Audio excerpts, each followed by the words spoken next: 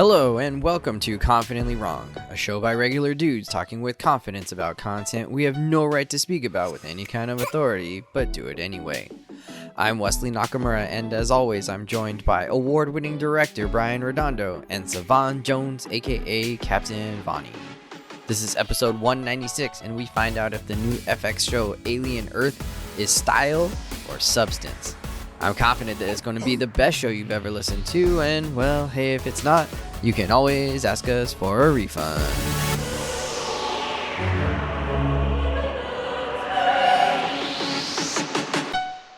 Incredible! Hello, gentlemen. Welcome back. It's Confidently Wrong. Hey. Hello, Wrong. Can you guys do your alien vocalization for us? Not even a little bit. I know. I was like, how are they gonna do that? And then I would ban myself. And then they just dubbed it over her mouth movements. I was like, okay, that was fair. So Wait, what vocalization? I the didn't see that part. oh, you haven't seen that part yet? Oh, well, you'll get there. She gets to like vocalize the like alien sounds. We're here.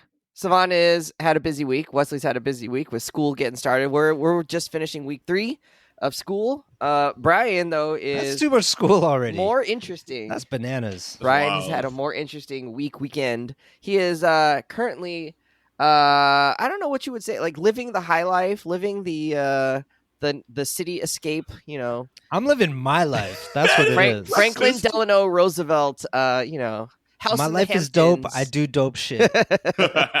So wait, are you apple picking this weekend? Where you're outside of New York, you said. I'm in Hudson Valley, New York, which is a couple hours north of New York City, and it's a lovely river valley surrounded by mountains, because that's what makes a valley a valley.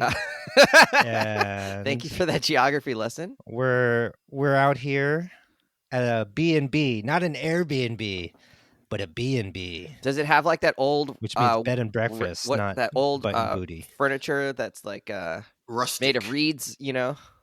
Or Made of Reeds? You know, like That's the where back- you went? the back is like woven together.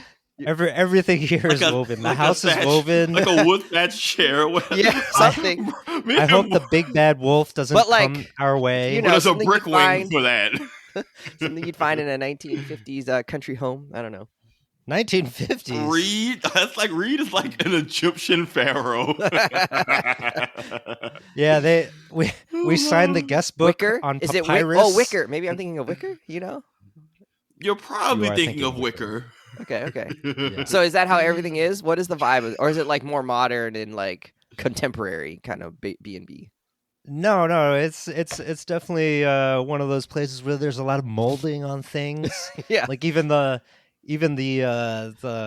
dresser, the mirror on top of the dresser has molding Yeah. and like hand painted flowers. It's probably all fake though. I bet it's made in China. they bought this stuff from Wayfair. I think we just in our pre-show talked about how just because something from China does not mean it's fake. In fact, we talked about the real nature of again, Brian. The man has brainwashed it. You've been brainwashing it. I gotta free my mind. Free your mind, brother, and then you can free your soul.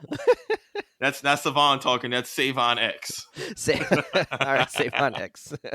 All right, well, let's get into it. We're only going to do one episode, or we're only recording one episode today. Oftentimes we record 2 in a day, but time is short, and you know, time is money, so let's get We into busy, it. man. We love y'all, but we busy. We in the streets out here working, I know, raising I our don't think- children's. I don't think we've this summer been able to You do got children? like, Talking about West. I'm talking one about West. He's episode a week at all yet. So this will not break that streak. We'll have a week and then we'll have a week off where we don't have a show put out. But we'll continue to go back to weekly shows at some point, maybe in the near future.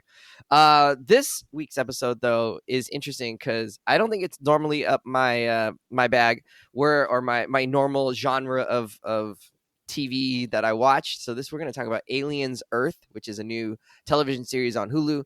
There's 4 episodes so far in season 1. It looks like they're slated for 8. And I don't know if they're going to do a continuation on it, but we're halfway through this season already. You guys said that you watched the first 3 episodes. I crammed in that last episode this morning.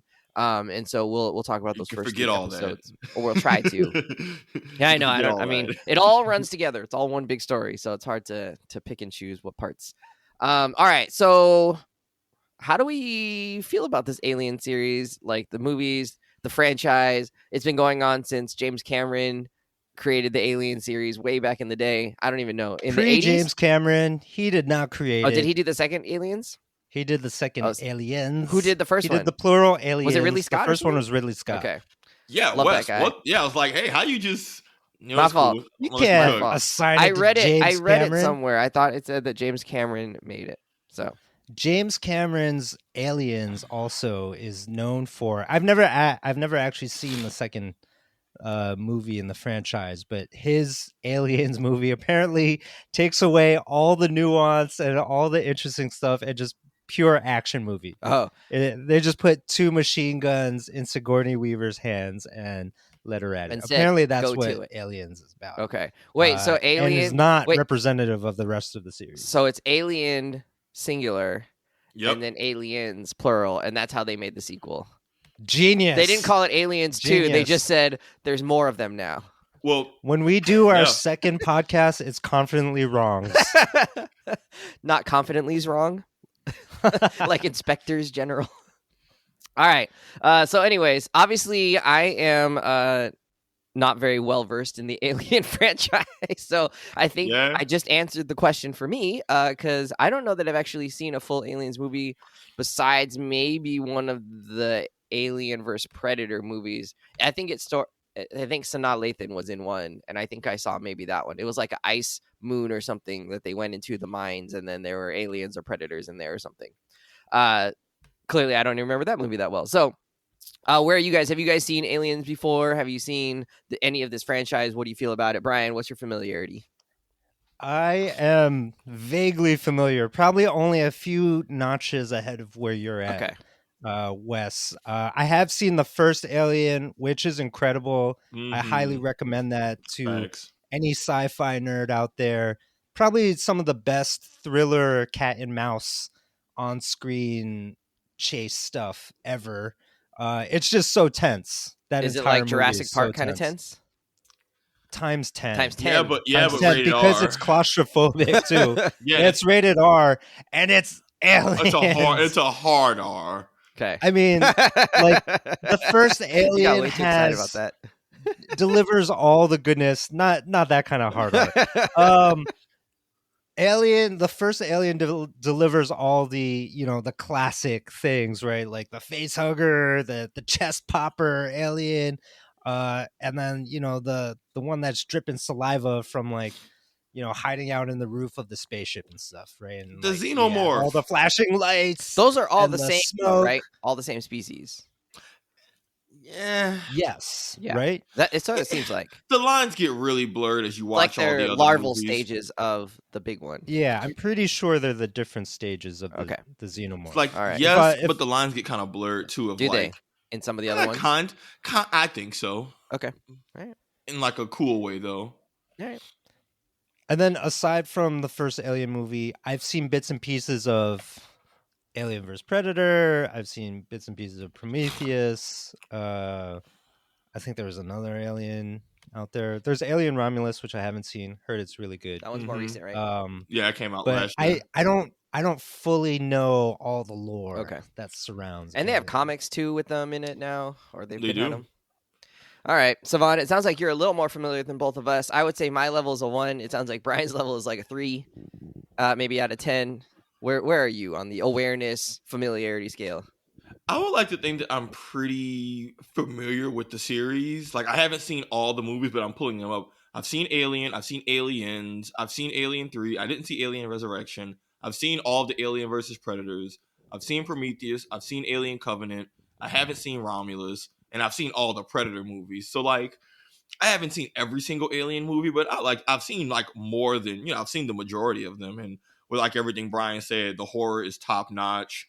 Nothing will ever top the OG Alien in terms of just the raw horror, the chest burster scene being unscripted and them not knowing that was going to happen, so the reactions are real. Just I did not know that. I'm pretty sure You the cannot. first.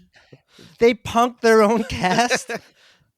That's crazy. I Well, you could only get away with that once. Like after that, they're gonna know it's coming on the second take. Yeah. The scene, it was a genuine thing. Like, cause I think one actor actually fainted. Like, if you relook the chest burster scene, that is their real reaction. They didn't know that was gonna happen. But all that to say, I've seen majority of the movies. There, as a person who doesn't like horror, the sci-fi is what kind of helps balance out the horror for me, so that I can try and watch through them. But those are some horrifying ass movies, man, and they're like good when they're doing the themes right. The only thing I'll add, Wes, is that because of like especially the prequels with Prometheus and Romulus and all of that, that's where you learn a little bit. The prequels, so you learn a little bit more about the origins of the aliens, and it's this weird blend of like it's a mix of they were artificially engineered, but then there's no one true species because their whole thing is reproducing through other creatures. So like the line of like, is it one species? Is it multiples? Is it different stages? The lines get blurred because there's so many variations of them that, and Brian, you might even remember from Prometheus, you start to see like, oh, that's a newer creature I haven't seen, but it's a variant of the Xenomorph thing. It's very weird when you watch the other ones, but I think the show is maybe going the route of different species because they even said 5 different species on board. So I'm guessing we get the Xenomorph and we get some other nightmares unrelated to them too, which eyeball. Yeah, the eyeball one is because those are like those aren't Xenomorphs. That's its own separate thing. And I'm like, oh, cool. We get new nightmarish horrors to be in our dreams. But all just a long-winded way of saying I'm pretty familiar with the collective Alien series. Like a lot of the corporations and stuff they were expositing about. It's like, oh, okay, I remember that name. I remember this. There's a few name-to-face moments that are pretty cool. Okay. All right. So sounds like you're like a 6 or 7, 8 maybe on the. Per usual, Savon knows more than us. He's well read, that man. All right. So First of all, there's lots of stuff y'all know. I don't know shit. Y'all know lots of stuff. So we're coming from a place of just like, hey, we're just getting into it. Me and Brian, Savon maybe brings a little bit more context to the series. So whatever your viewing familiarity is with the Alien series, you can find a representative among us, I think. All right, you don't need to know the series to watch this show. That too. I mean, it's meant to be a prequel series. Yeah, right? It takes place. I think I had to clarify because I wasn't sure. This takes place like a few years before the original Alien. Oh, so correct. This is like before basically most of the stuff that you've seen in the series outside of like Prometheus, Romulus, and all that stuff has not happened yet.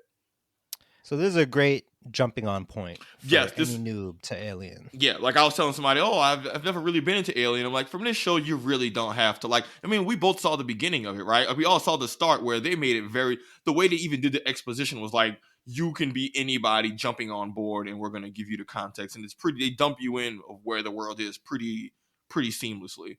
All right, I didn't realize it was a prequel. I sort of thought this would maybe be after that, where like the original crew or something, or maybe a different crew had found these aliens, and this was like their encounter with it, maybe in a later story or something. So interesting. All right, so we're like 4 episodes in. What impressions have these early episodes left on you? I will say for me, I feel like this is a pretty ambitious story so far, in that there's kind of a lot going on. There's some artsy fartsy things that I'm not sure are gonna pay off. So there's a lot of like real fast like jump cut like flash bulb, like just scenes, like vignettes that you're seeing, and some of them are recaps of things you have seen, some of them are things we haven't seen yet in the series. There's certainly some like fades and dissolves that are happening that are like meant for you to understand connections between people, even though like it's not super clear who's connected to who all the time, or like what that connection is yet. So I feel like this is a pretty ambitious like way of shooting a television show. It's a pretty ambitious story in that there's a lot of things happening, right? There's these ideas around technology. There's these ideas around corporations and capitalism. There's these ideas around just like basic, mob. I don't know, like the like Al Capone kind of mob sort of, ideas that are happening here. And then that's not even talking about like the actual alien invasion part. I thought this would be more actiony, more just like the aliens are attacking and everybody's trying to survive. But this is not that at all. I mean, it is that a little bit at times, but it's a lot more like what makes us human and who's a human and who counts as a human and how do you define humanism and a person and a soul, and like there's all these other things going on at the same time. So yeah, I don't know, what is your sort of impression about it? Because it feels unwieldy so far to me. So funny, So Wes, Wes- that's what the series has always done, though, right, Brian? Am I tripping?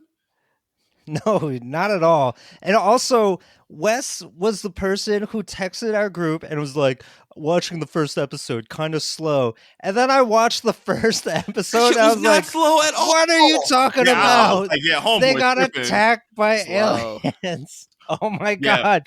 There's so much action in this. Homeboy was tripping. Like Wes, to answer your question, first impressions, I like it because I didn't really go in with any real expectations, but these things you're talking about are staples of the Alien franchise. Alien has never been an action series franchise. Like I thought it was never. because I like guess Predator is kind of Predator and Alien like, are meant to be like, Alien is the horror side of that coin. Predator is the more action side because they're actually intelligent hunters with culture and species. The Alien is just a mindless monster that is impossible to take down, so it leans into the horror side because there's no reasoning with it. There's no rules of engagement. There's no, if you fight it fair, you can do the honor battle. This thing's just a ruthless killing machine. But no, the series has never really been action-based. There's moments where they're fighting the alien, but most of the time it's the alien stalking and effing people up and people trying to basically what you saw. So I think some of that, like, just to kind of level set you a little bit, like the tone of Alien has always been a lot of social commentary about like the body, life.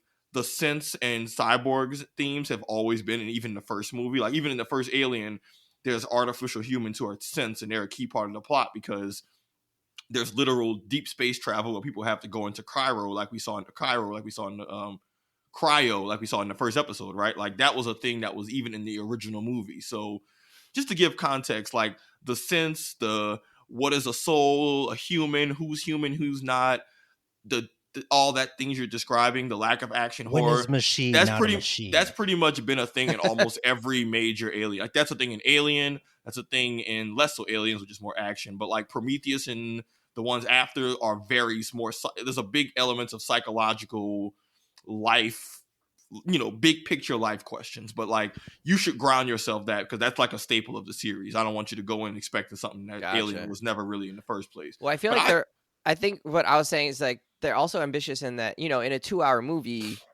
you're going to get some feeling about how the filmmaker feels about those questions, right? Or at least how some of the characters are feeling about those questions. And maybe you don't have full answers, but you certainly will start to like have certain perspectives laid out.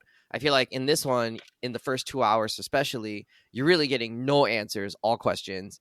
In the third one and fourth one, maybe have you watched a TV show before? Yeah. I'm confused. I don't know what you're actually saying right yeah, now. what are you? It's not a criticism. What are you setting up? No, here? it's not a criticism. It's just saying like I think that's why I sort of feel like it's ambitious in that they are really taking their time to just sort of like throw 1,000 questions out there and they're not providing any answers yet. And like hopefully by the end, right, by eight episodes, we get some inkling of where different factions are falling, where different perspectives are coming from. Because right now it feels like, and I guess I was going to talk about this later, but there isn't really a why yet for anything, like for anybody's actions, for anybody's like motivations. And it's more just like we're just reacting to like these moments, for the time being. But I think that stuff will come later. It feels like hopefully they'll tie more of it back together, and we'll see like where these people are coming from. Hard disagrwant Yeah, I don't know what you're talking about, big dog. It's okay. Brian, what are your impressions? All right. Are we watching the same thing, Wes? I want to point out, I think we should point out the name Noah Hawley, who is the showrunner and creator of Alien Earth. This is the same guy that created the series Fargo, which was basically taking the entire Coen Brothers aesthetic and creating a whole world out of that aesthetic every single season of that show. And there's also the guy, maybe a more important touch point for him is the show Legion, which wasn't as popular as Fargo, but Legion, I'm not sure if you guys I'm not familiar with it. But it's an X-Men spinoff, actually. Oh, about the Xavier son boy? Character Legion, right? The one of the more powerful mutants who can bend reality, basically. And that show is 3 seasons of him tripping out and not being sure if what's happening around him is real or not. And so that show does a lot of, or has a lot of, visual experimentation, just like really trippy visuals happening throughout.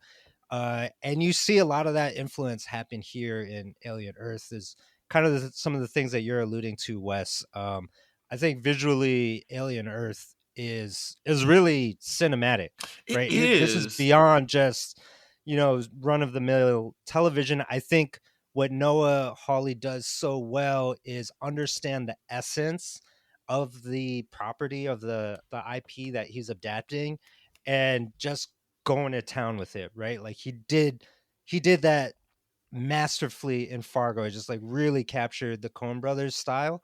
And here in Alien Earth, at least in the first 4 episodes, we're just seeing like every sort of amazing thing that we've ever seen in Alien is is being utilized in these first 4 episodes. And that might be visually, that might be tonally, like with the tension, with the way the aliens and the other organisms on the spaceship, right? The way that they function, like he's delivering on the gore, on the suspense, and then on the philosophical Hey, questions, on the man. corporate greed, Yes. and just like building out the whole world that exists around the Alien series, right? Which, when you boil it down to, is basically a suspense horror thing with extraterrestrial creatures, right? But I think what elevates the franchise, and what you have to build the TV series on, right? It can't just be somebody hiding from a xenomorph the entire time, right? Is the fact that he's built out all these other layers of the universe that they exist in by having, the Prodigy Corporation, Wayland Yutani, Hmm. having cyborgs and synthetics, and now human minds transferred into synthetics, right? Like these are all such interesting things to happen on top of the xenomorphs who are, trying to hunt people. So I think it's been a really interesting ride so far because of all of that. Agreed. One thing I want to quickly just tack on to that is Brian, agree with what you said.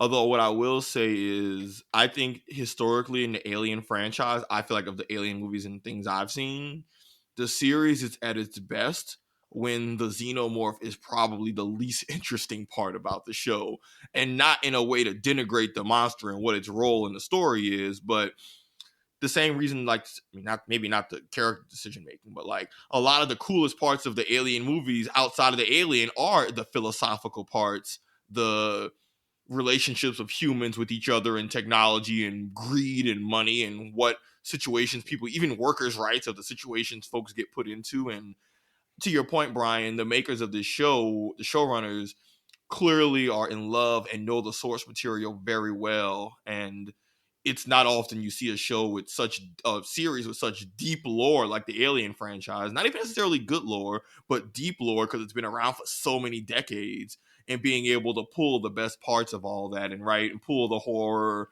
the horror version of basically an Avatar movie where it's a fake nature doc, but instead it's like these horror monsters, the corporate greed and all. Like, I was very impressed at how well they were hitting all of that on the head, of me feeling simultaneously stressed out and dreadful and suspense in these scenes with all the steam and the ships and shit, and then also recoil and disgust at just how greedy these rich people are, seeing like, oh, this is awful, but yeah, I could totally see someone, and I could totally see how people could do this kind of crap.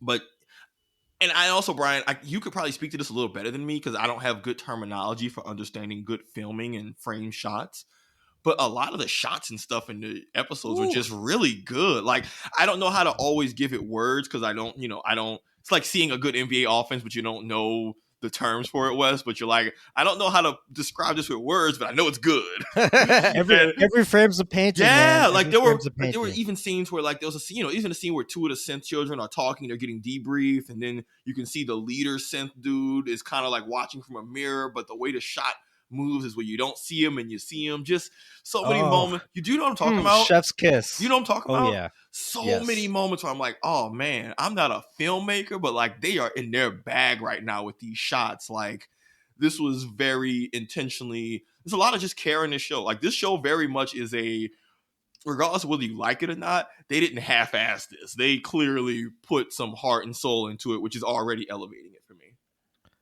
They the production and sets are really good too, and I think that helps what you're talking about as well. Like I'm thinking of in the very first episode when the cyborg Mr. Morrow is in his little cubicle that he uses to pilot the ship or run the ship or do whatever. You know, they've just got 1,000 lights around him that you assume maybe are buttons that control the ship, but it doesn't really matter what the buttons are. It just makes like a cool look. And he's just cool, you know, that rule of cool. Yeah, it's just vibe. Yes, you know, and they frame it so that So his much head is style. actually in the center, which I feel like is pretty unusual, right? Like usually if it's just a one-person shot, their head's going to be more towards the top of the frame, but they frame it so that you can see all these lights around him. And it was like clear they just did it because it looked cool. And they were like, we want to show off what this looks like, you know. The show is constantly doing that. There's another scene where, again, with Morrow, when he's downloading the ship's data and he puts the two like cables on his temples, but the cables are lighting up like awesome. Crazy. And it's just like a single and he's shot of sweatier him. And sweatier, and the lighting, so sweaty. The light is like super hard light. Boy, the way they use sweat in these scenes is I've never seen sweat used so masterfully to tell a story in a hot minute. I'm like, I feel you, big dog. I feel you. I've never sweated so in sync with another character in. Oh my god! Why is the cyborg sweating so much? He needs another enhancement for his sweat glands. But I thought that was a cool detail of them showing the cyborg. You know, if you're not like a hyper nerd, the cyborg synthetic difference is huge, and they did a great job of, you know, driving that point home, because not everybody's a nerd like us who knows the difference between a cyborg and an android. Like, maybe for us it's like that's night and day, but for plenty of folks it's like, so who's the robot guy? And it's like, the dude who's sweating and clearly freaking out. I promise you, he's a lot of shit. He's not a robot. That is a dude feeling the realest of fear, the realest of fear out there. But he's also the most robotic character in some ways, right? I don't think so. You know what I mean? No, I don't know. Like he emotes a lot less than everybody else. Yeah, but and I will say when he basically sacrificed his crew, right, still on the spaceship, that's sort of the moment when he did, to me, seem very robotic, in the sense that, you know, he was like letting his crewmates die and not showing a ton of emotion. But I think as the story progresses, we're starting to learn more and more about Morrow, and maybe it's less robotic and more of a soldier. Yeah, right. I think it's a coping mechanism at this point. Attitude. Yeah, it feels like it's cope as much as anything else. Like, you see him trying. It's almost like he's trying to be robotic, and it's fake, because you could tell, like, you're trying to be robotic doing this cruel thing, but you're sweating bullets at the same time, which is a cool juxtaposition compared to, you know, the actual synthetics we see, and seeing the weird, like, the ways he's more human than them and also less human at the same time. Oh, interesting. I thought he's the best character, right? He's the most interesting so far. He's the most interesting character in the show. But I thought I took it as the sweating was not so much like fear or worry, but, or, you know, like whatever, or his, you know, I thought it was more just like he was generating a lot of heat because he was downloading so much data at one time. That's how I read it. Yeah. Now, it was like a overload. Yeah, maybe the download part, but I'm talking the download probably, it was probably just a stressful experience. I'm talking more so when he was trying to lock himself into the blast ship while the aliens breaking in, and he's like letting the crew die. I don't think that was like I think that was just a stress response sweat of like, yo, the chips are down. He's trying to get the F out of here. And also he got those orders of like, yo, the crew's expendable, you know, which I think is actually a good jumping point, maybe Wes, to the next question, because I had a lot of thoughts on that. All right, so the next question is just about the fact that you guys have kind of alluded to this, that the Alien series, and Savon kind of let us know ahead of time a little bit too, that the Alien series tends to not just focus on, you know, the xenomorphs, and not just on like blast them, hide, blast them, you know, all of this stuff, but it also focuses on all of these other bigger ideas and social commentary, like we talked about with, corporate greed, or with, philosophical ideas around like who, what makes a human, what makes us human, and that kind of thing. So how has that landed so far in this show for you? Savon, you can lead us off. Yeah, I think I think they did a good job coming out the gates hot. The exposition, like they didn't take any time really to show immediately, hey, this is a world that is gripped by what late stage capitalism can look like, right? Like they make it very clear. 4 corps run the world. All the main technology basically involves creating artificial humans, and like it's like an arms race of that going on. We have trillionaires in this world who are just doing the next level of ego driven, trying to be God project and R&D. Even when you have the people, that's what we see in the big level. But then even on the micro level, we see our friend, the brother, unable to, he's in a shitty contract and can't even talk to a human being because it's the AI that does all the customer service. You even have Morrow in the ship. They tell him, hey, the crew is expendable. All that matters is the bounty, showing, hey, for all this dangerous cargo and all this shit going on, the crew is expendable. You even learn once Morrow gets back to work that, like, hey, because of the nature of the light year travel, you're gone from Earth for such a long period of time that you're basically giving up your entire life. And when he even mentions that, the best they can hit him with is, oh, you should have read your contract. But like, we're getting a look into how this world treats workers, right? Where you're so expendable that your corp will say, oh, all y'all can die for this cargo. All that matters is the shit. Also, the dude who the chief security officer is also clearly considered expendable. They don't care that he doesn't have anything. And even the shocking moment of effing calling your boss after a job and learning that it's their granddaughter generations later, one, again, drives home. This is not a... This is basically kingdoms at this point, right? When corporations are handed down on a hereditary level from generation to generation, and they're having these same goals. So like, they did a great job of nailing home just how much greed and money powers this world, and we're getting more and more of that. Even the whole idea of, oh, okay, even we might have thought in the beginning when they transferred and created the new synthetics with the terminally ill children, maybe there's a small part of you that thinks, oh, maybe there's something mildly altruistic going on. Maybe. And it does not take long for you to be like, ah, shit, they're just another project. And again, it really drives home what this world is. So when can you go home? Never. Yeah. So that's where okay. Wes, so that's where for me it was like, oh, that's why I guess you say it felt like it's hinted at. For me, it's not. They put it pretty brazenly. Pretty much everything that's driving this story is ultimately driven by greed.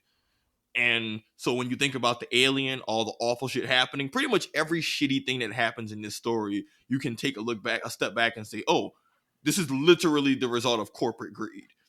Even one of the synths has a line where he's like actively saying, I'm trying to stop an alien invasion.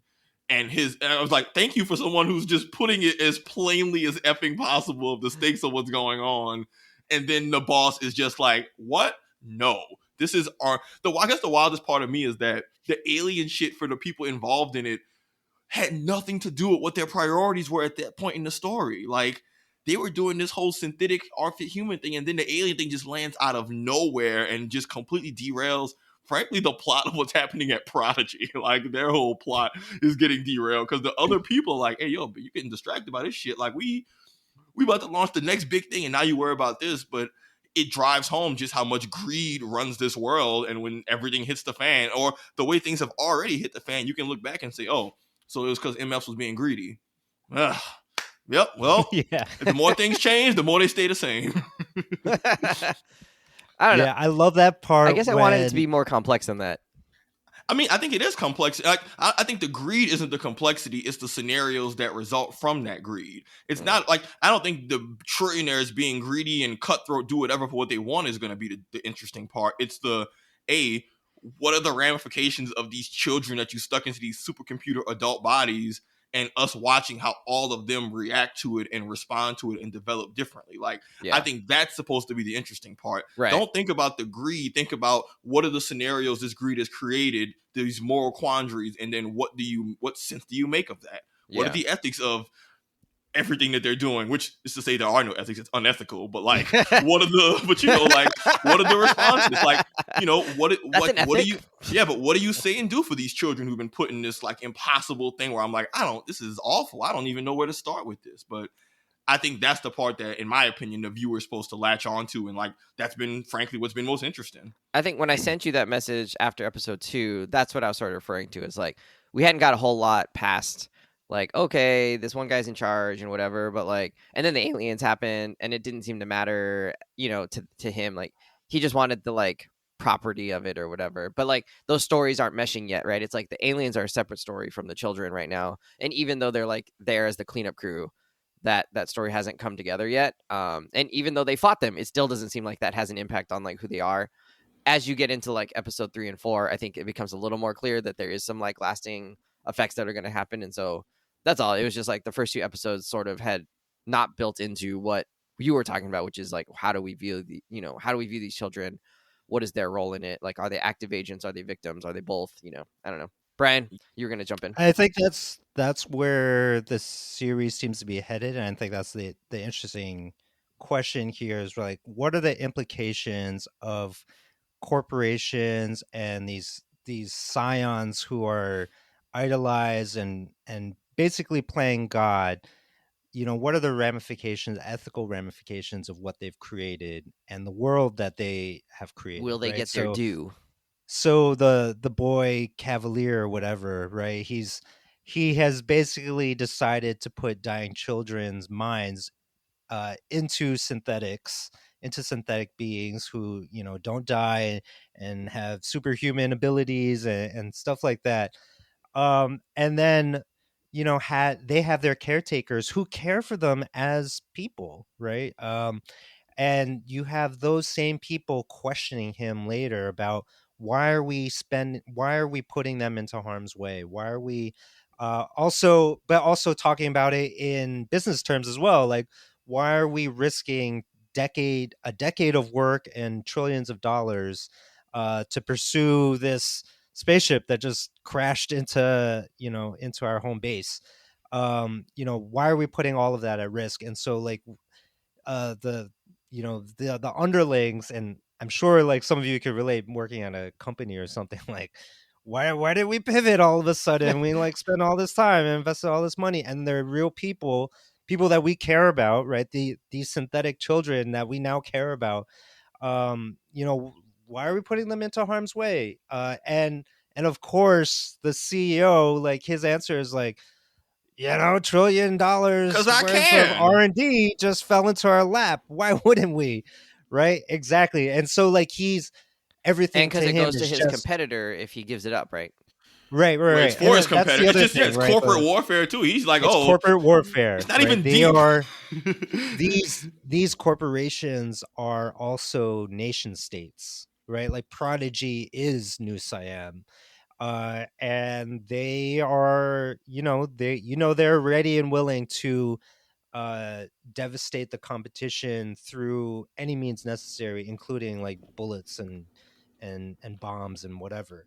And so like that sets up Moro's whole quest, right? He's going to infiltrate Prodigy, and that's going to be a problem. That's going to be a problem between Weyland Yutani and Prodigy ultimately. And so I think there are a lot of interesting things at play here, right? And especially realizing that at the center of this, you have the synthetic kids who are ultimately just like 11-year-olds. At the heart of this, what's going to happen to them? What's going to happen to the girl that got attacked by the eyeball alien, right? No. She's having like, what's going on with her? What's her deal? Is she like having like an existential crisis because of that? I think she is. But it's like I also think maybe the eyeball got in there. But they're synthetic though, so like that is able to work with this, with the synthetic stuff. Maybe, I don't know. We'll see. I think they're all just having various like, okay, they put them all in, and then they're all gonna branch off in different ways. Because we see Wendy's brother fixation. We see one of them is like, oh crap, she actually has potential, and it's like thinking outside the box. The 2 boys are just effing kids still, and they're not really developing. They're like, yo, yeah, they're just like dude growing out. Nibs is just looking in the trying to figure out, looking in the man in the mirror or the person in the thing in the mirror. that alone, like already this early on that we're getting to see the kids like branch in different directions of this mad scientist project is like this weird blend of fascinating but also horrifying. Because I'm like, man, I wish they could have just let y'all get a clean death, and instead y'all get this shit. And I'm sorry. I can't figure out if I enjoy the Peter Pan motif or if I hate it. I'm pretty agnostic about I'm it. a little mixed about it. I'm like, too. sometimes I hate it. I'm like, this is too much. Like, you're trying to make a square peg fit a round hole, but sometimes. But you I'm know like, what? That's Boy Cavalier's whole thing, right? Like, isn't his whole thing is that he's heavy-handed and he's gonna do the shit and he doesn't mind being heavy because his whole bit is that because he's the one pushing the whole Peter Pan theme. So maybe, Yeah. I mean, haven't we seen trillionaire billionaires commit to the bit too hard to the point where it's cringe and annoying? Like, maybe that's one of the Elon, more we're realistic. looking at you. Maybe that's one of the more realistic parts of the show. What, a billionaire Maybe, trying to do yeah. an unfunny bit and sticking with it even though it's lame as hell? Like cringe. That might be more cringe. realistic than the Nobody asked for the aliens. Cybertruck. Maybe you're right. But like, is the I story think- going to try and mirror that? And if it does or doesn't, I feel like we'll see how that goes. I hope they don't. I like the initial thing of like, okay, I'm cool with the Peter Pan Lost Boys initial analogy, and it's like, okay, they never grow up, but like at that point, it's like, all right, cool. Each of these kids got some different shit going on. We don't need to make this just Peter Pan in the alien corporal universe. What bothered me more was that they were watching the Ice Age movie, which is even less of a touchstone. Like Ice Age, is that a classic? Is that that's the movie that has survived centuries or whatever, and some kids are still like referencing?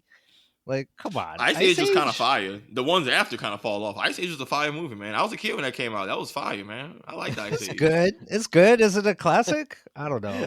Is it going to survive the test of time? That's what kids are quoting. Maybe the people are movie buffs over there. Maybe they just say, "Oh, this is some OG shit. I'm gonna put y'all kids on. Y'all know about that Ice Age. Y'all know about that Ice Age." I feel like in episode 4 there was a moment where I was like, "Oh, that was a kid line written by an adult." And it didn't feel like a kid I don't know. I can't remember the details of it, but there's a couple times where I'm like, oh, this felt like a 40-year-old. Like I wrote this line for what I think a kid would say, even though the kids wouldn't like say that at all. So I have to be careful about that, I think. They should have Eliza in that writer's room. Yeah, they're missing out. Pink. Have her just start throwing sippy cups. Why? Why? Yeah. That's Kaya. Eliza's not at Y. Oh, Eliza is at no. No. No. All right, let's keep going. So we got a pretty large cast of characters that are all getting a little bit of time. Nibs actually gets a little more time in episode 4. So you guys will be looking forward to that. But anyways, and not like a ton, but you know, like a little good little 3-minute, 4-minute she stretch just makes here. me uncomfortable. I'm just like, oh god, what's about to go wrong with this child? Yeah.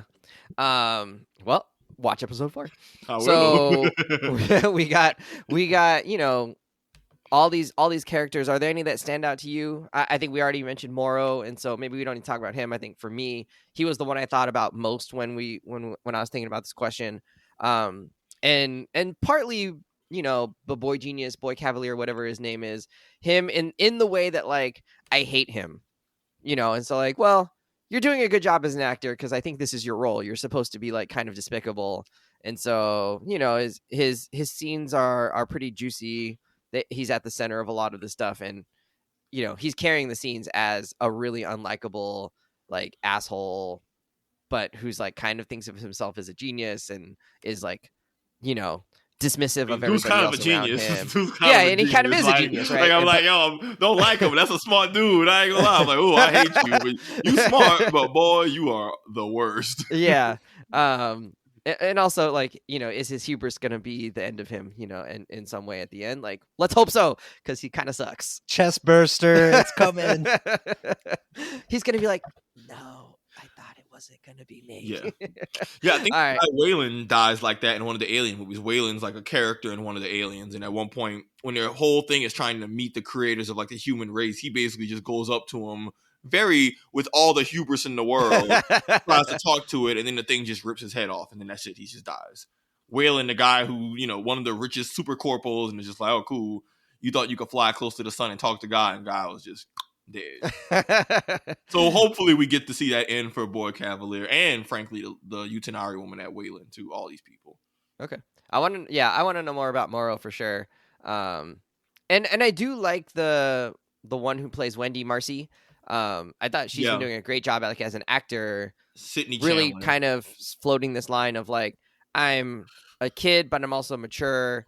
I've got this fixation, but I'm also like eager. There's kind of this nice, like, I feel like fine line you got to walk there, right? Like you're talking about the two knucklehead boys, like they're clearly on the side of like we're just like kids. Yeah. Talk about lost boys. Yeah. They're just lost. But she's, I think you have to make her a little bit more mature, otherwise it's like not interesting to carry the series like as just like a complete infant. But yeah, I don't know. I don't know what, Brian, who sticks out to you? I'm definitely into their handler, Kirsch? Kirsch, the yes. the head synth Kirsch. Is that Oliphant? It is Oliphant. that is Okay. Timothy Oliphant in playing a really great kind of like robotic kind of role.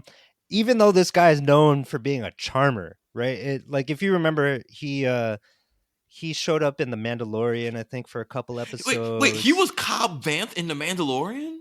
Yeah, that's him. That's him. The He's sheriff? a charmer. He was the sheriff? People love this guy. He was awesome. And so him showing up as the same dude? the head synthetic at Prodigy is so interesting because he just looks kind of robotic, and he's got the bug eye thing going on.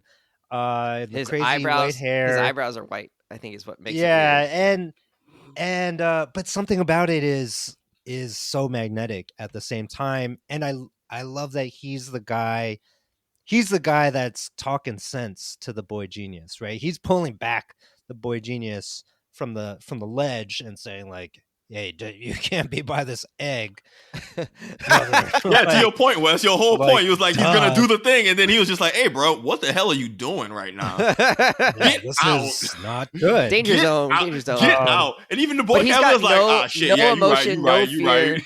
Like that thing hanging down from the ceiling. He was like, oh yeah, is this flora or fauna? Yeah. He's like, well, he said it presents as flora, but it might be fauna. Yeah, and he was just like, that was so goated. And he's like, you watch that thing. I'm gonna go over here now. Like, no fear, no like nothing. Yeah. Crazy. So like, he's gonna be head to head with the Xenomorphs very, very soon.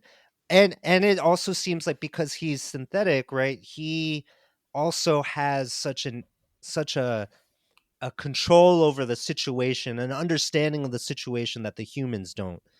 And obviously he's watching very carefully all of the synth kids.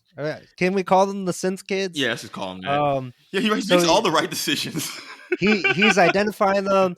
So, but we know that at some point, like all of that's going to come to a head where he's going to probably have to make some hard choices as the synth in charge, between humans, the synth kids, and even the aliens themselves. But he seems to be the most sensible character, but also probably one of the most powerful characters at the same time. So curious to see where he goes. Yeah, he walks around that whole ship with no gun, right? And doesn't care that there's a Xenomorph walking around. He's just like, okay, guys, next thing.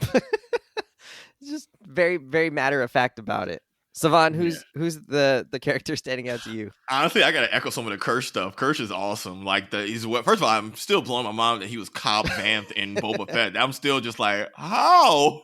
But makeup. No, yeah, but still the way the body language, how dry he is, the fact that he's still different from the children because he doesn't have that human consciousness, so you can see that layer of dryness and like actual roboticness that he has that's very different than the children, which is a very cool dynamic. And then I'll add to that, because just to keep the answer interesting, I'm a big fan of how they've handled just the synth children, period. I thought I was gonna have mixed feelings about actors playing like people who are emotionally children, but then there's a lot of nuance to that, right? Because they even said, they had a good line of your bodies don't produce hormones or pheromones, so that affects how you behave. And so I feel like that nuance has to be taken into account with them, right? Like they're not really going to feel emotional. Like the things that pheromones cause us and affects our behavior, they're not affected by that, but they're still kids.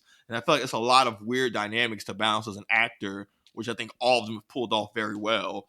And then adding to that, it's gotten even better because we've gotten to see the children start to develop and branch out differently, where they're still children, and you can tell when they open their mouths, but you can see that the kids are branching in different directions. Some are getting more mature or more big picture. Some are kind of regressing.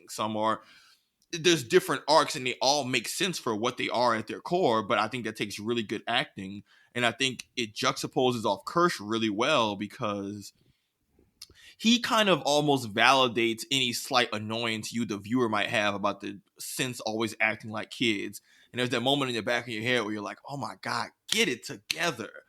And it's nice but it's not just you as a frustrated viewer knowing they have these appearances and their minds are not in sync and it's different. And you know that, but you still can be frustrated in the moment of like, you have super strength, bro. Hold this thing down. You don't got to worry about this, but then knowing they're still children. But I like that Kirsch mirrors. The way he's hugging the little pan. Yeah, and it's like, it's like, oh my God, that is 100% what a child would do in this situation. Or even when the cyborg threatened him and I'm like, y'all do know y'all are stronger than him, right? Like, y'all could flick him and effing kill this dude.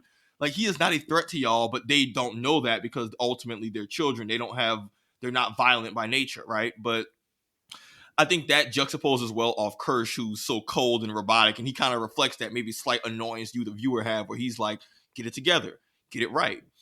One thing I will add about Kirsch, though, I think is interesting is that that whole speech he gave to Wendy was almost giving me a synth supremacist type vibe of like synths being more pop, and that's something that has popped up in other Alien movies too. Like I think Michael Fassbender plays a synth called David in some of the Alien prequel movies, and him being a synth and the advantages that being a synth provides is something that drives the plot forward because he can just do things that humans can't, and he's immune to being affected by the creatures the way humans are. So I think Kirsch being so well plugged into everything, knowing what's going on, being the best decision maker, far none, which is ridiculous because the least human character in the show is making the best decisions for humanity. It's kind of insane to watch actively happen. I don't think that's on purpose. I think that's intentional. But I think, Brian, you're right. He's going to have some hard choices to make. But his whole thing about used to be prey, telling her you used to be prey, all this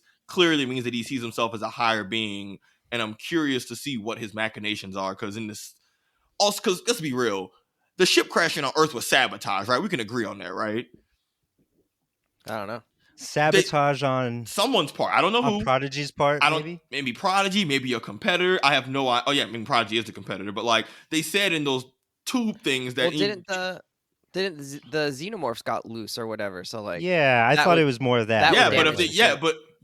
But if they got loose, was it sabotage that got them loose? The things still were able to impregnate all the crew. Even when the people said the chest burster broke out while they were still in cryo. If y'all remember, impregnate is a weird way to say that. That's what they do. That's what they call it, the impregnation period. But like, or if you remember when Kirsch is on the ship investigating the bodies, they even point out this person had the thing burst out of its chest. They were still in cryo when that happened. To me, that would imply that someone infected them on purpose at some point, and then shit went ass up while they were still frozen. But I think that's very different. That crew was really interesting too, right? Like there were dynamics that were coming across in that crew in the 5 minutes that they were on screen. Like they did not like the handler who was in charge of them while they were in cryo. And then you had like there were like two guys off to the side who I think were more mechanics and kind of low on the hierarchy of the ship's crew, who were also kind of angry with the higher ups of the crew, right? So you have these like competing factions of people aboard the ship.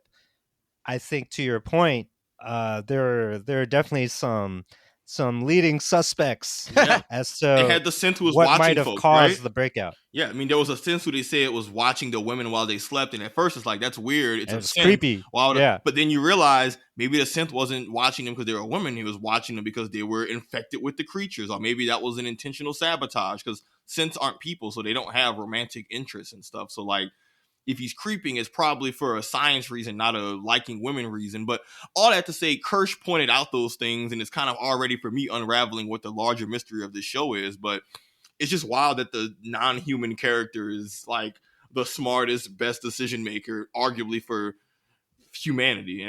But yeah, he's a dope character. And this is all AI propaganda. Yeah, but Kirsch and the synths playing off each other is a very interesting dynamic that I'm like horror watch. I'm watching it like a train. Like I know it's gonna be a train wreck, and it's like I gotta watch what happens, even though I know it's gonna make me feel awful when it's all over. It's going to be a spaceship wreck. I'm gonna be emotionally broken. All right.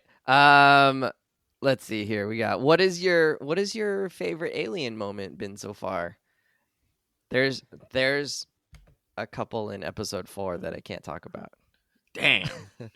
Wes, Wes, how does it feel? I know, I feel great. I'm in the know. You're finally in the know. I mean, for me, it's gotta be the eyeball Spider-Man alien. Is it a Spider-Man?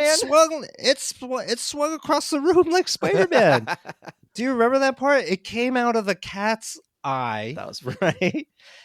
Started crawling, had its own tentacles. Also, the one pupil became like 10 pupils. Yeah, that was weird. And then it shot out. It shot out like some sort of like adhesive string, a la Spider-Man, and swung into the synth girl's face. That was the freakiest stuff, and it was so cool. I mean, and I mean, obviously that we know that eyeball monster is coming back, right? Like it's inside of a little glass tube. It's just waiting for one more chance. Oh yeah, absolutely, 100%. I I don't know if this was my favorite moment, but it was cool. Was when the Xenomorph, the adult one or the juvenile one that was out and about and loose, starts sending out his thing to Joe, and we had already see him do this to another, or he or she do this to another character and just obliterate their face. And then Wendy Marcy comes in and grabs it with some sort of tool and grabs the thing that is ostensibly like a face in a face, or a tongue in, face tongue. Oh yeah, she stabs the smaller. And she grabbed. She stabbed it. I don't know. Somehow she like yanked it, and then she's just yanking this Xenomorph around the room by his inner face, inner head thing.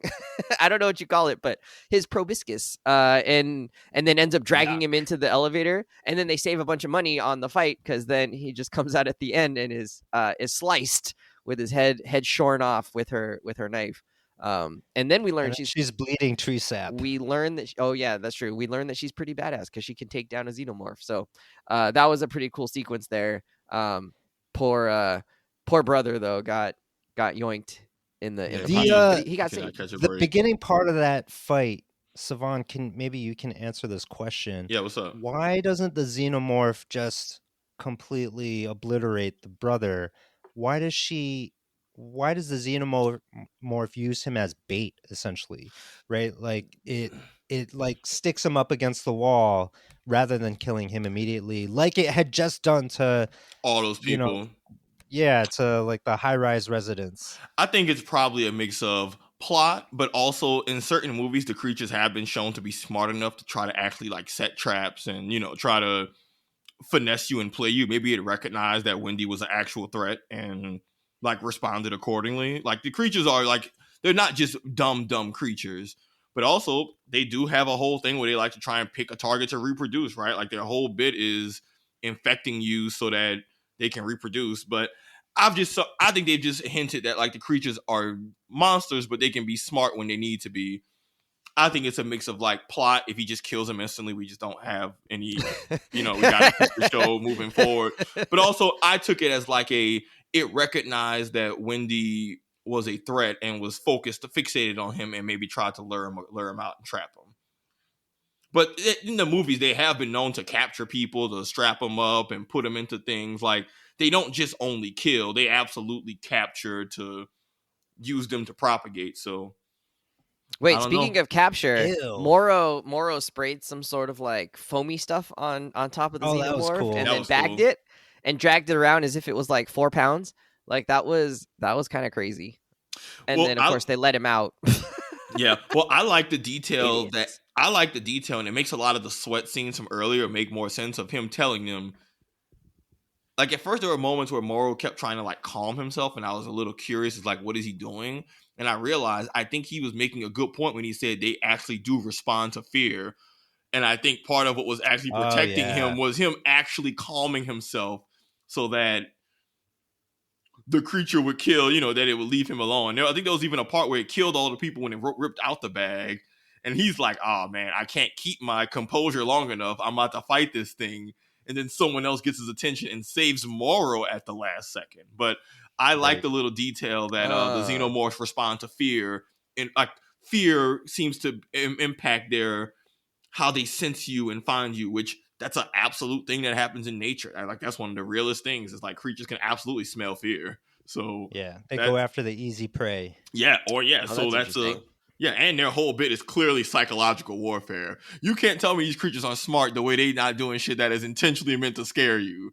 When that thing was in the shipping container and it when that thing moonwalked back into frame, I was like, oh yeah. I was like, oh, this. It knew that the camera was there. It was like, oh, I'm convinced Xenomorphs either have like Deadpool fourth wall sensibilities because they are just doing shit for the love of the game. It's like, all right, I can hunt and kill them, or I could absolutely torture my prey, which again, I mean, that happens in nature, right? Like orcas be doing that. Orcas be flipping the animals and tossing them around and shit. So I'm like, hey man, I mean, we torture our food, so it's like, hey, it's not playing with your food isn't the wildest thing, but I just took it as but I just took it, Brian, as like it recognized that Wendy was a threat and maybe setting the brother as bait was a good way to lure her out, which it did. He even said it's a trap. Like he said itself, hey, it's a trap. Get the F out of here. He put on his best Star Wars voice. Yeah. That's right. He was a trap. Oh yeah, it's Admiral a trap. Akbar. All right. Those. Oh wait, hell, my favorite one. My favorite. Wait, no, it was the fear one. No. It was the they can smell fear, and then also the alien slaughtering that whole cosplay party. You're like, well, come on, huh? Oh, that was great. We haven't gotten to see an alien really go nuts in like a real deal civilian setting with like. He had like Yoda speed though, like Yoda Attack of the Clone speed. Yeah, I will say. Deserved it. I will say. I like that show. I like that tell not show of it because sometimes it's just better to look at the awful shit after. You don't need a alien action sequence.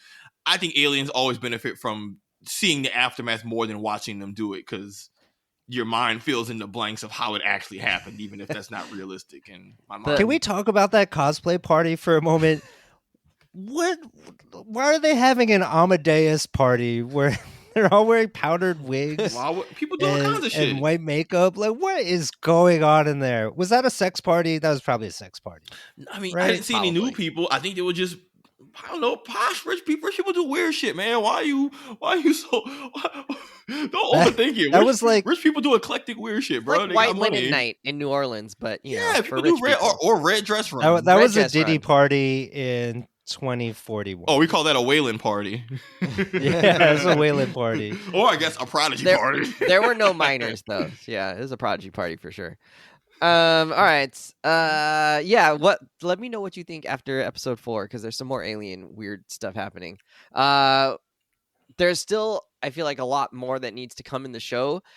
Are we feeling like, do we have faith that the show is going to pull it off? Do we like where this direction is going? Are we wishing for a slightly different take on the story?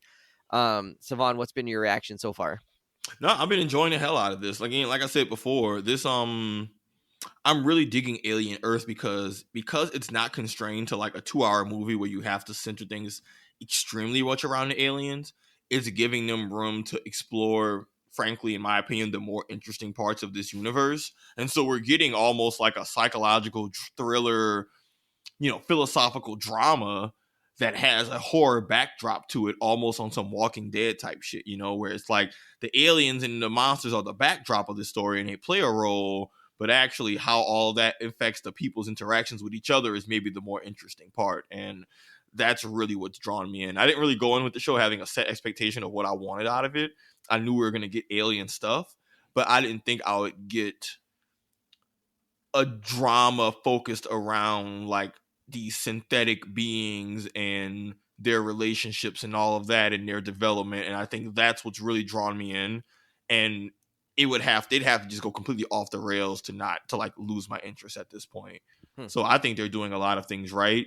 I think it's good that I'm kind of going in with no real expectations. So I'm not going in saying, oh, I want the show to be this, or oh, I expected X, Y, Z. It's kind of giving me room to just appreciate what they're doing well and just kind of take it as is. And I really like what they've given me so far. The horror works, the character moments work. The show has enough stylization and its own identity to where it still feels not super formulaic. Like the creative decision to use like those rock songs at the end of episodes, and someone just like there's just creative moments. It's like cool. Someone just has a style of preference they like, and they just let it show in the show. So I don't know. I'm enjoying a lot. I'm all in. I just want to see what happens with these synths, to be honest. Like, this is such a ridiculous concept to introduce, and to do it with children and lean into the whole children have infinite imagination.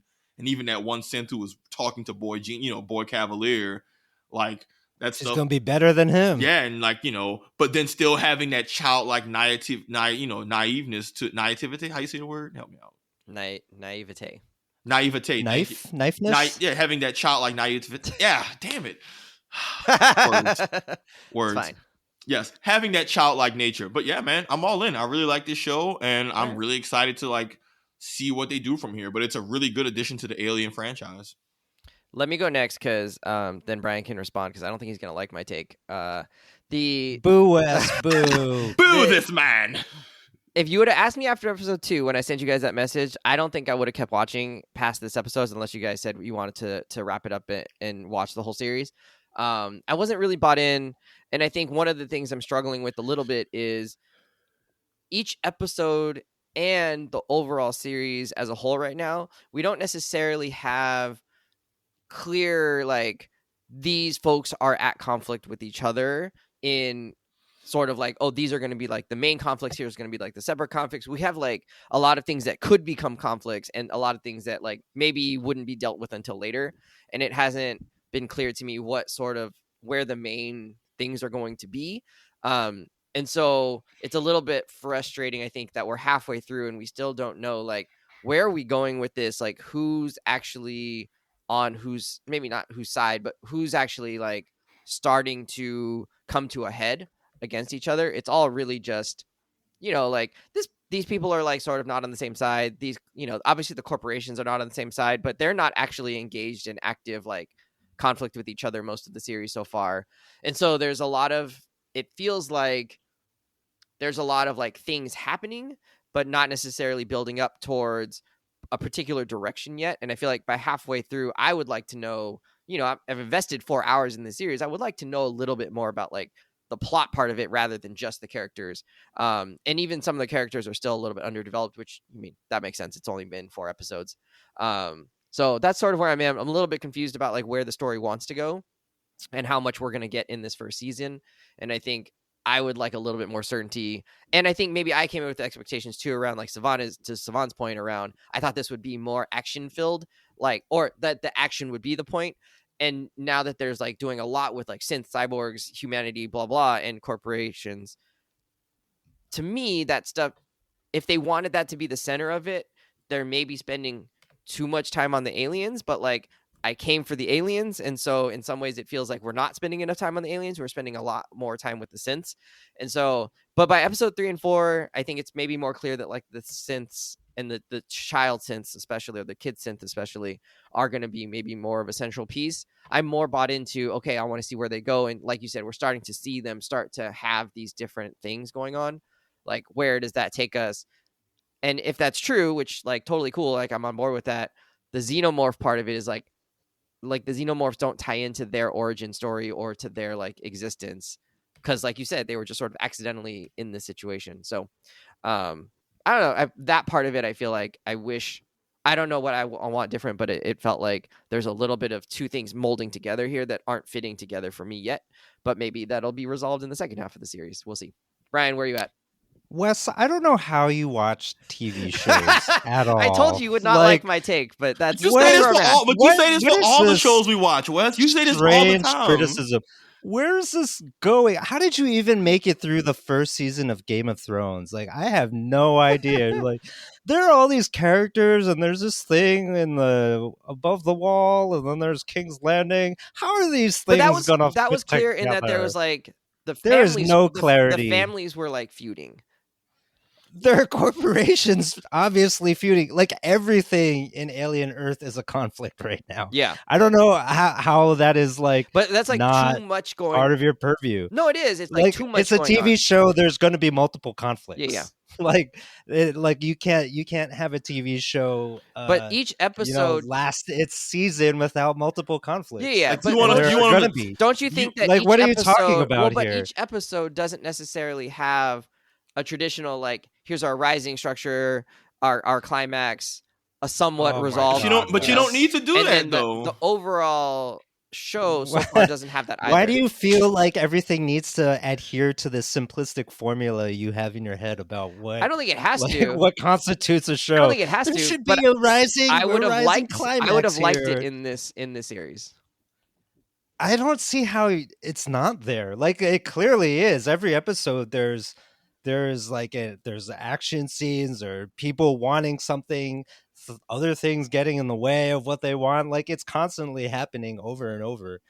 And I I don't know what to do with your criticism, Wes. Yeah, I guess. But I will say that for me, this show has a lot of room to go to all these interesting places that we've For talked sure. about. For sure. I was not on board with focusing on Wendy and her search for her brother. First off, and which was a very strong focal point in the first couple episodes. I'm actually really glad that they did not draw that out as long as I thought it might. Part of that me could have was been a whole wondering season thing, bro. whether the whole season was just them exploring the shipwreck, right? And I'm really happy actually that they concluded that pretty immediately, that Wendy and her brother meet pretty quickly, and they establish like, oh, the brother understands that it's actually his sister, not just this like random synth. That they didn't draw that out, so like we have that gotten out of the way. I thought that was actually kind of one of the weaker storylines. How come? Because it's just like not interesting. It's just cooler like, shit in this world. I don't care that she's looking for her brother. Like, who cares about that melodrama when you have all this other stuff that's happening around it that is way more earth-shattering, universe-shattering, right?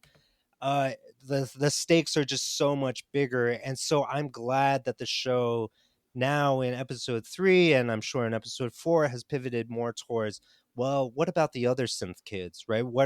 How are they all different? What about Kirsch as a leader of the synths and who kind of believes in maybe synth supremacy? What about the Wayland Yutani versus Prodigy? What about that aspect? Oh, now there's Morrow on the board, and he's after his own pride, but maybe he has other motivations, right? Kind of a wild Is he just a card. company man? Like who knows? And so like, and then you have the dynamic between him and one of the synth kids, right? And so like the world keeps growing bigger and bigger with every episode, and that's not even talking about the actual aliens that are on the show, which we know are going to wreak havoc with all these other characters, right? And it's not just the Xenomorph either. Like there are other things that they got that thing that is like performing flora but is actually fauna. They got the bloodsucker thing that killed the 2 rescue guys early in the first episode, and then you have the eyeball monster, right? Like all of these things are on That thing is on the terrifying. board, and they're gonna continue to wreak havoc throughout the series, or the season at least. So I'm excited for all these other things. I could give a damn about Wendy and her brother. But I'm really invested in the world that they've built around Alien, which could be very simplistic, but instead we're getting something that is more complex and has a lot of pieces at play. And so it's like I agree with you, Wes. I don't really know where all of this is going. And I think that's the exciting part about this series. I hope the showrunners know where we're going. Yeah, maybe that's what it is. Like, I don't need to know where it's going to be excited about something. Not knowing and that kind of looking into the unknown is what draws me in, because for me, it's not a, oh, I've watched 3 episodes. Where are they going with this? To me, it's like, oh, they watched 3 episodes. Where are they going with this? Yeah, Like I'm not going, Yeah. like, to your point, and I don't think that, and to your point, Brian, like, Wes, and maybe that's just how we view stuff, but like, I mean, you kind of said it yourself. You went in expecting this to be more action oriented, and some of that might just be you disappointed yourself a little bit, because that's just like, if you were wanting this to be an action show, you were going to be disappointed from the bounce, because that's not the Alien series, that's the Predator series. So, but yeah, Could I be. don't know, man. Maybe that was just my expectations too. Yeah, but I don't know, man. Like, I don't need to know what a show is immediately building up to, because sometimes that makes the show have to box itself in and give you the big, like, maybe there's a big reveal around the corner that we're just waiting for, and maybe that ties everything back together in a dope way. But like, if they have to wait till episode 5 or 6 to get to that, I'm cool with it as long as they do it right. But I feel like we do this every time we record, where, Wes, you're upset that we're halfway through a show and they haven't answered all the questions yet. And me and I Brian don't need end up to answer saying all the some questions. variation of like, hey, I think you just got to watch and find out, because they probably have a thing planned out. You're not going to have would a show be good if by halfway through you already know what it's building up to and probably what's going to happen? Like, then we'd probably be more, it's formulaic. I like having no idea where it's going. And I like this idea of these two.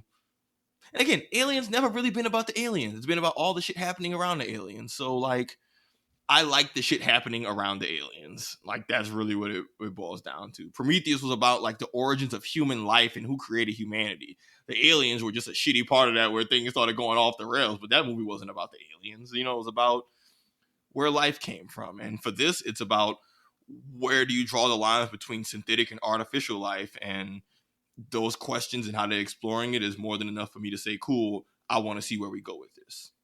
See, I would be on board with like more of that if the aliens actually weren't then part of this show at all, right? Like, the aliens, especially the xenomorphs, but even the eye monster or whatever, aren't doing anything to push our understanding of that question or those questions, right? Like, you could do this series, you could do a show, and I'm sure that lots of shows have been done about things like this. It's like, what makes us human and all of that, and you're juxtaposing the synthetics or the cyborgs or the androids or whoever against what the context that they're in, or like against humans that they're interacting with, or the behavior of other humans.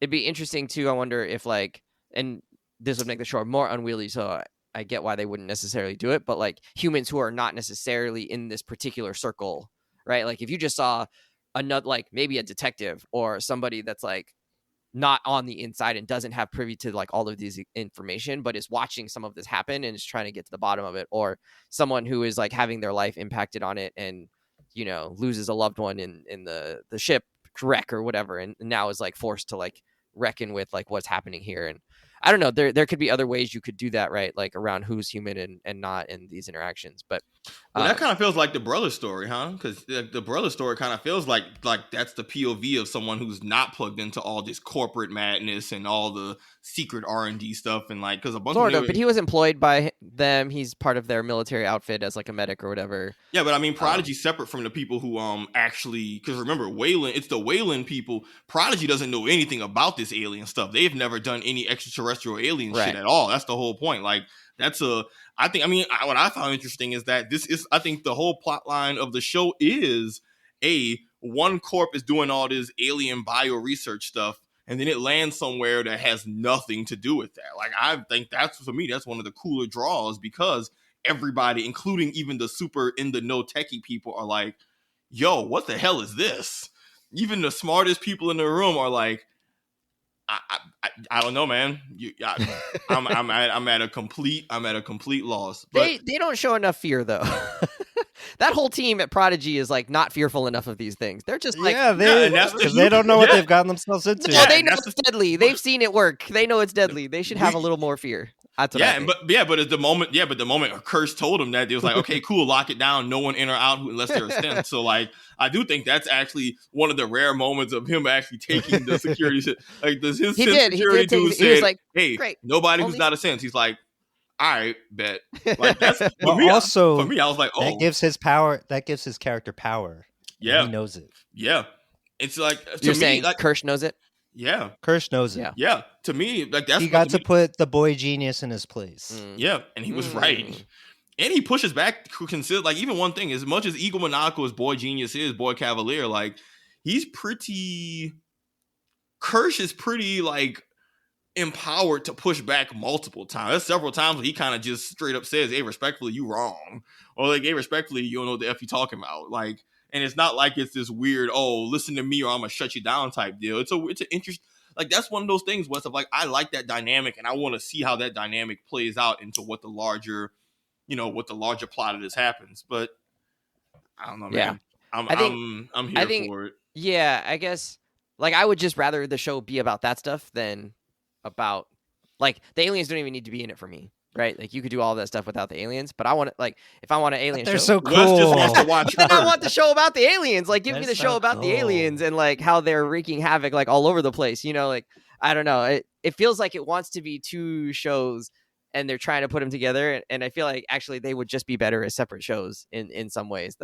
That's sort of where I'm at. But like one, the thriller show where you're just like fighting the aliens. Yeah. And then the other show is the suspense. Wait, what is life? What is the suspense of it, right? what Of makes like, but aliens always shit, been like, both, these people though. are dastardly, and and Yeah, but aliens always been that intersection of like but that those doesn't two mean things, though. that doesn't mean that they're so far, to me, have been successful at melding those two together.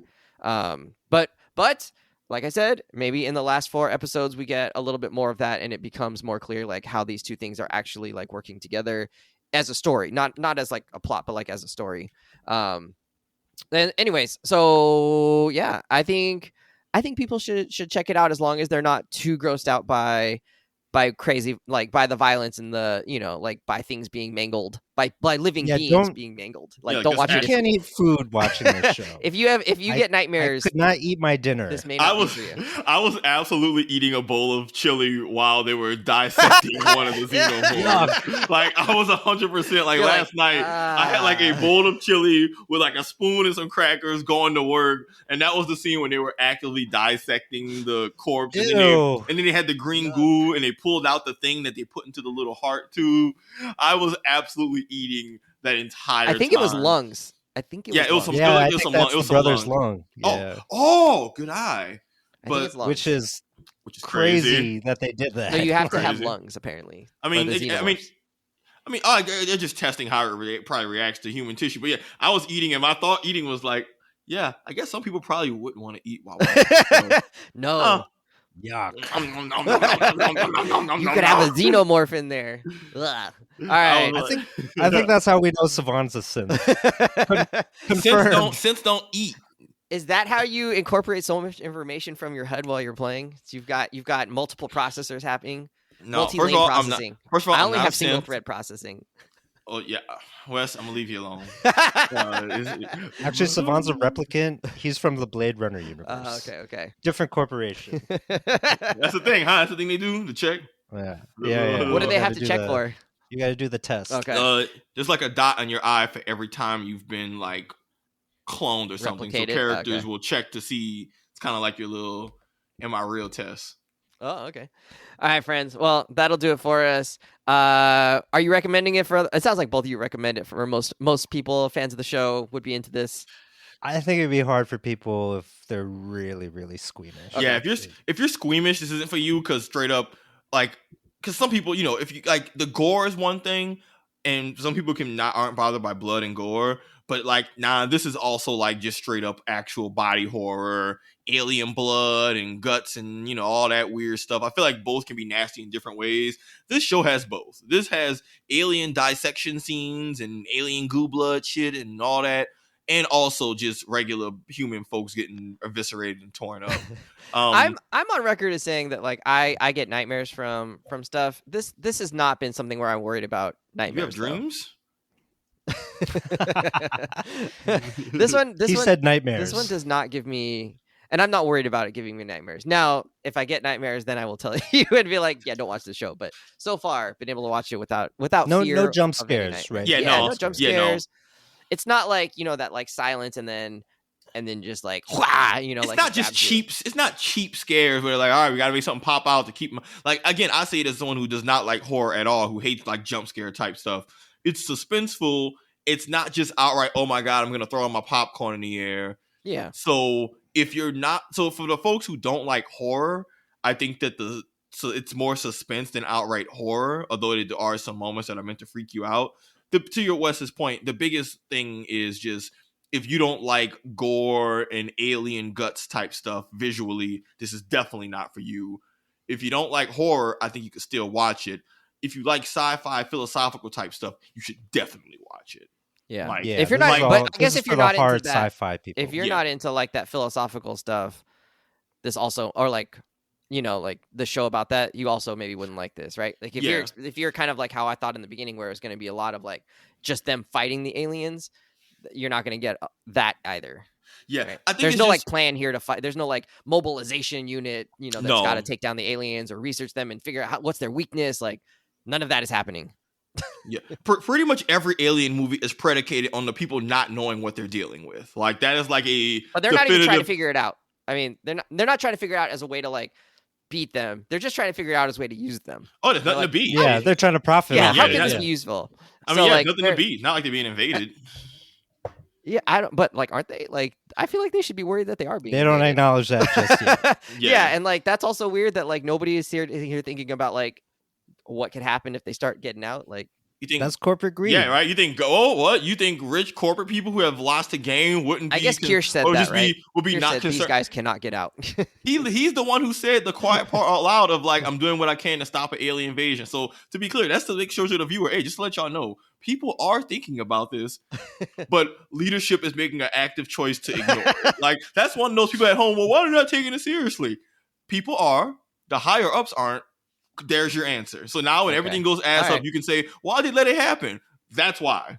Because there was money. Because that's kind of true. It does feel shareholder like profit. Some people are taking this like way differently than how it'd be in real life. All right, friends. This is exactly how it'd be in real life. No. But in terms of like everybody we've seen on screen, like really nobody is like, this is bad, guys. You know, like no one's like that.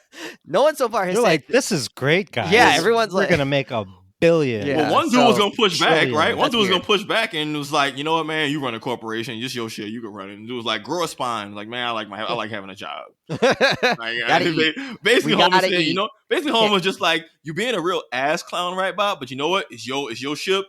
Do what you want, big dog. I ain't gonna, you know what? I ain't even gonna hold you.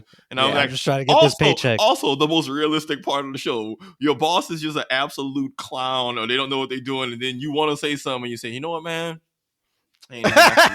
Never mind. It ain't gonna change anything. Let me collect my check and go to F home.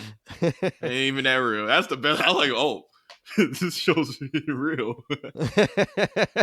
Collect the check, get paid. Hey, we just got paid yesterday too. All right, friends, we're out here. Aliens, Earth. I don't know what's coming next. Probably Peacemaker, because they're gonna have a couple episodes out by the time we record next. So that'll probably be on our plate next. Do you guys know what else is coming up? Also, Wes, I think it's singular. Alien Earth. Alien Earth. No S. You're right. Alien : Earth. You've embarrassed yourself enough times this episode. Like, I'm just trying to help reduce it. Thank you.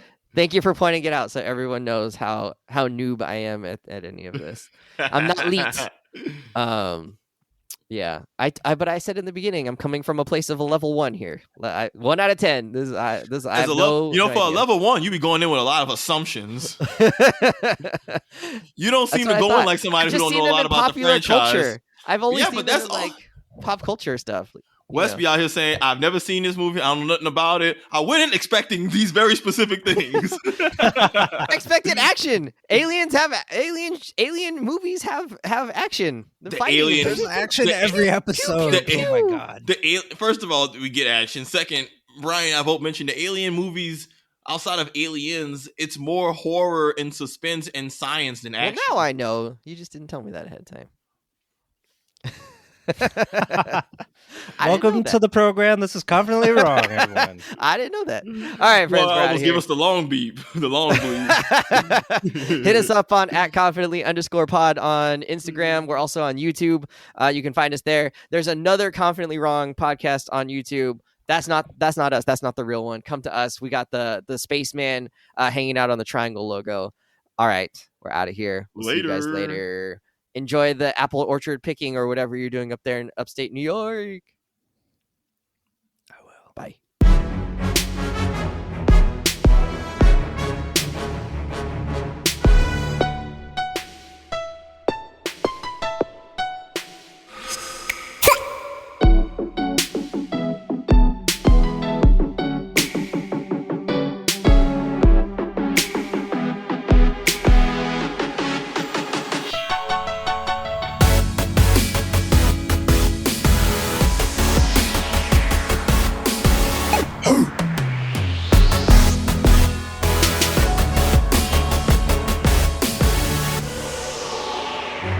Bye.